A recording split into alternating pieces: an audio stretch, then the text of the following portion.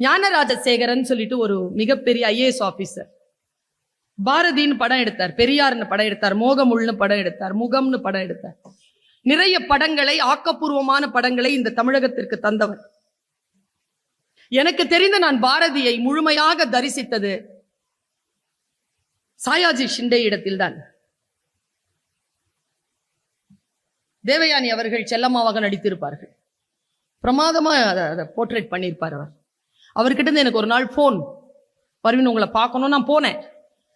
Sivaji Ganesan film technology ஒரு பெரிய ஒரு கோர்ஸ் ஆரம்பிக்குதுமா, அதுக்கு காட்சிப்படுத்தலும் கதை சொல்லுதலும் அப்படிங்கிறதுக்கு பாடத்திட்டத்தை வகுக்கணும், நீங்க பாடத்தை எடுக்கிற டீச்சரா வரணும். நாங்க 3 வருஷம் நான் அந்த குழந்தைகளுக்கு டீச்சரா இருந்தேன். நானும் ஐயாவும் உட்கார்ந்து தான் பாடத்திட்டத்தை வகுத்தோம். இப்போ அந்த பாடத்திட்டம் தான் போயிட்டு இருக்கு.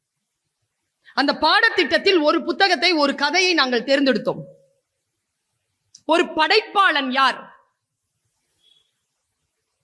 நீங்க நிறைய பேர் இங்க படைப்பாளர்களாக இருப்பீர்கள். எங்கே நீங்கள் தோற்கிறீர்கள் தெரியுமா? இப்போ அந்த ஆஸ்திரேலியாவில் நான் பார்த்தேன், சிட்னில அந்த ஆற்று மணல் எடுத்து இப்படி சலிச்சாங்கன்னா மணல்லாம் போயிட்டு தங்கம் நிற்கும். நல்ல 1 கிராம் 2 கிராம் நிற்குங்க தங்கம். இந்த ஆடியன்ஸ் அப்படி ஒரு சலிச்சேன்னு வச்சுக்கோங்களேன், இதுல கவிஞர்களும் படைப்பாளர்களும் அப்படி நிற்பீங்க.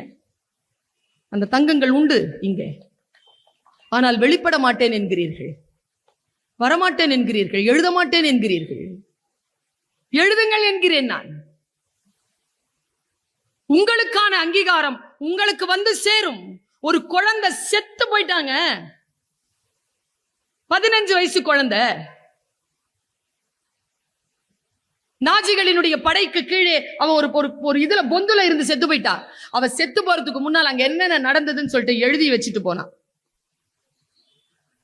இன்னைக்கும் இருக்கு அந்த குறிப்புகள், அவள் குறிப்புகள் புக்கா இருக்கு. பதிவு செய்யுங்கள். என்றைக்காவது ஒரு நாள் சேரும் உங்களுக்கான அங்கீகாரம். ஒரே ஒரு புத்தகத்தை மட்டும்தான் எழுதுறாருங்க, அது சாகித்ய அகாடமி வாங்குது. அப்படிப்பட்ட எழுத்தாளர்கள் இல்லையா? தோப்பில் முகமது மீரான் கடலோரத்து கதை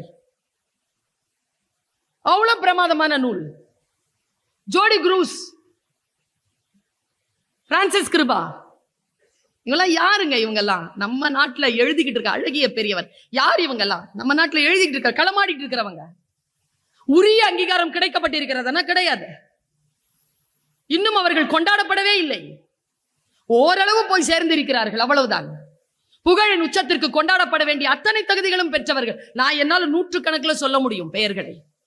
அவ்வளவு எழுத்தாளர்கள் இருக்கிறாங்க.